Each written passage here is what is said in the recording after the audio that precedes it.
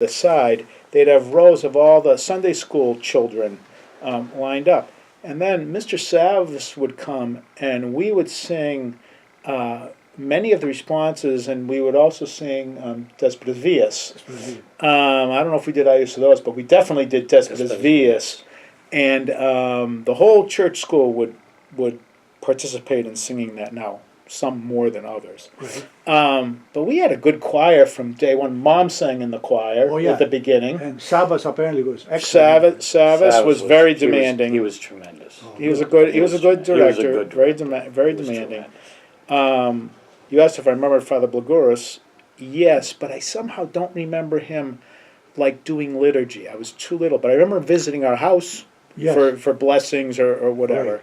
Right. He wasn't here long. He was only here a couple of years. Right. Yeah, that's right. And then after that, we seemed to go through the priest of the year. We had a priest for a year or two, and then another priest for a year or two. Now we have Presbytera Maritza Andrews is a member of our community and is here all the time. Well, Father Timothy, I remember him being our priest for 1 or 2 years in the mid 1960s. But then we got Father Gallows in 1965, and he's the one that I really remember. Of course, that's what we really remember. I don't remember these other priests. And he and Manicus began to stabilize the church, and then it became very big. Yeah, he stabilized it. Of course, it came here with him still as priest until 1975, and I remember being so disappointed that he was leaving us in 1975, and of course by then I was out of high school. I graduated in '74, and here was this man that I had served in altar with for many years, and to lose him was a challenge for me at that age, but Father McManicus was fabulous. So I mean, we've been very fortunate. Gallus? Where did they send him? Spartanburg, South Carolina. Okay, what did he do wrong? I couldn't tell you. Don't know. I think he wanted to go down there a smaller parish, and he had done his thing. He built a parish. I think he wound up building another one. What age was he when he left? I'm not sure. Had to be not old, but late 60s. Okay, so well, it might be those times. Yeah.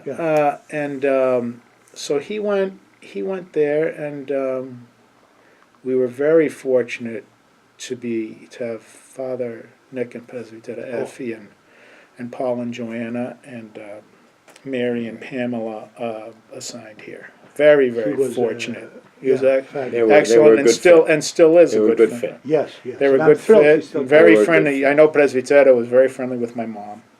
But again, that's so. What do you think that made this parish special? Other than the fact that you were here, I get it. But as you get to know other parishes and other priests or whatever, so what made the St. Demetrius? I don't know, the whole closeness of the community. There's a whole sense of everybody in it together. I think at that time, back then on Washington Street, in Newton, where we were, there was just a sense of everybody was all in. And you did whatever. If you had to scrub the floors, you scrubbed them. If you had to sweep, you swept them. You swept. You set up. You cleaned up. There wasn't a question as to whether you were going to pitch in or not. You just did. Exactly. You just did. That's what I hear. And because there wasn't a cleaning crew, you were it. That's it. Yes. If you didn't sweep and if you didn't, pick up, then it just wouldn't have happened. Exactly. So you'd get to an event or whatever it happened to be, and you'd be the ones to kick it off and to get it going, and then at the end you'd be the ones to finish up and clean up. I remember they had bazaars and rummage sales that Phil Updachus did in the early years, downstairs all the time. It always seemed like a big deal to a young kid. Because it would seem like a lot of people for that. We would always see, Sunday. Sunday, how many could have been in that church? 150, 200, the maximum, maybe 200 on a holiday Sunday. But you'd see more at one of these rummage sales or whatever, because they would invite I remember my mother saying, "Oh, they're cathedralites," meaning they came from the cathedral and they came to visit to see what was going on at the new church in Newton. And so, as you look at the very mature parish today, what advice do you have for those who are coming in, the new families?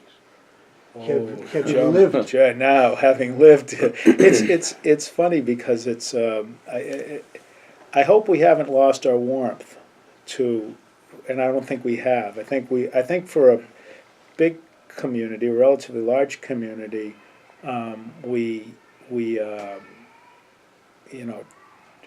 welcoming.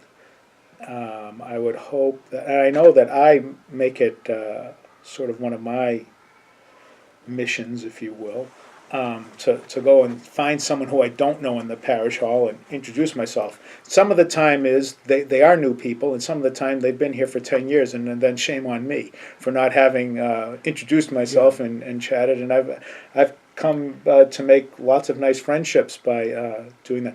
Just get involved. There's so much going on here today. There's so many ministries. I mean, it's like unbelievable. The number of groups. Yes. There is something for everyone. The thing that I wish, is that we keep our young people, meaning high school, college, and young professionals, engaged in the works of the church, the stuff that goes on Sunday, the stuff that goes on during the week. And it's really hard because they're so busy. They're so busy, and they have school and sports and and the arts and work, all these things. Computers. All these things Yes. take away, and what they miss out on is that sense of community that we have. And I would hope that all of their parents and their families would find what it is, what that button is to push to get these kids, I call them kids because to me they are, kids and young adults involved, because there's something here for everyone.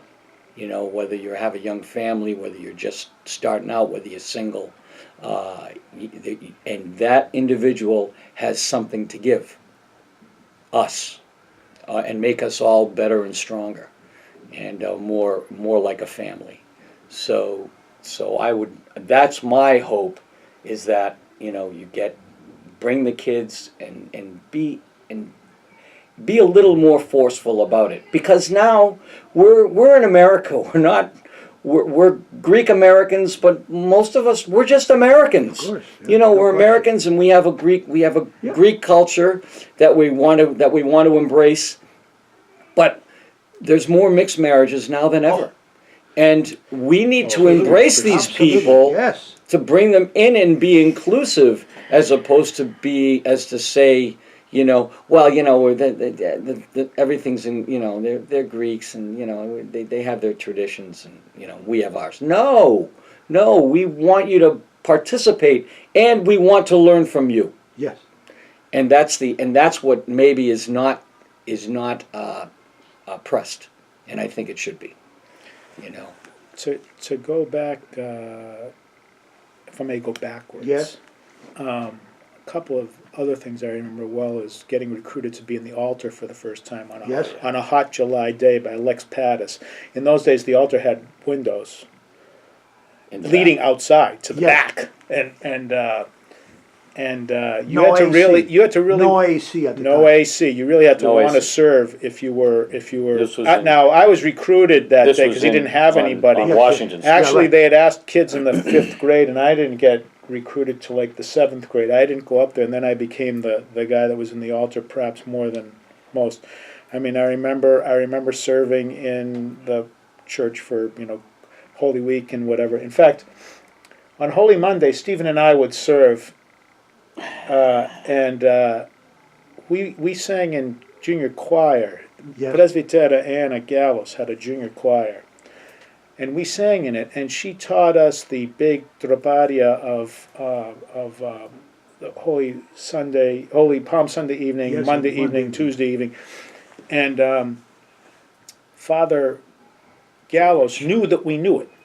So when it came time to sing those on the Holy Monday night, Yes. he insisted that we sing with him. In the altar. In the So altar. So we were singing with So Father we were singing with Father George. This is George in the fabulous. altar. In the altar. Yeah. Yeah, in the altar at the old church, and there'd be three people in the congregation: the psalty, my dad, and my Uncle George would come because he knew that we were serving in the altar and wanted to hear us. So Oh. that was back. There wasn't But too not- many. There weren't not- too many people there. Yeah, there weren't. But on those On Holy services. Monday night, no one went. but this Nobody is a went. great story that you were sitting with the priest on Monday night, Holy Monday. Yeah, Wow. yeah, we served on Holy Monday night all Wow. the years that we served in the altar. Actually, Yeah. I mean, we served other nights and- too, but that was you only needed That was special. one gospel reading, and I remember him chanting the gospel. Oh my goodness! Woe unto you, scribes, Pharisees, and hypocrites! Yes. That's the altar. That's the reading on Holy Monday evening, but he would say it in Greek. The whole thing was read in Greek, and it's a long, relatively speaking, Yes. for a 12, 13-year-old, or 10-year-old kid up there, and I'd be waiting to hear "Way Pharisee Hypocrite," or whatever it is exactly in Greek. But he had so much enthusiasm for it. And the other thing on Holy Thursday when he read the 12 Gospels, and he would come to the point where Jesus cried out to his Father, Eli, Li lama Eli, sabachthani. sabachthani, and he would chant it like in a pleading tone, and it was so moving to hear yes. that. Unbelievable. Well, his Unbelievable. services were very emotional, and they That's were, great. and a lot of his chants, because Presbytera was A musician. Oh. She wrote some of his That he learned. responses That he learned. Did he have a good wrote voice? he had Yes, a beautiful voice. and so everything was on key, going back and forth between him and the psalty, or him and the choir. Everything was on key. So it was very everything was very moving. He was always very he had a lot of he chanted with a lot of emotion, and you could hear it in his voice, and it was I don't know how we that were I lucky always to remember get it, so lucky to get him. you know. He was very into sports. Loved the basketball. Oh, yeah. Pushed hard for the. He coached. Well, I think he coached the Goya basketball. Oh the yeah, senior oh Goya yeah. He was. coached the senior team, basketball, not the junior and team, but the senior team. that was the he would recruit the altar boys young. I mean, I was maybe 4th, 5th grade. No, younger. I remember. I was in. You were I was that in- young? Yes. I thought we were. No, I I was. 5th grade. Whenever when they you asked us. whenever you were up there, I wanted to be in the altar. Okay, so I was sitting. I remember it was I don't know if it was it probably was not a regular Sunday. It was probably during Holy Week or during Lent. And you were up there with Peter Deaconess, and there were only Yep, you Peter and Peter Deaconess. Deaconess Yeah, me and Peter in Deaconess the was my altar. captain, And yeah. I was sitting in the in the church, and and I had told you, I said, yeah, I want to be an altar boy, and of course they needed another altar boy, and I was 2 years younger than Peter.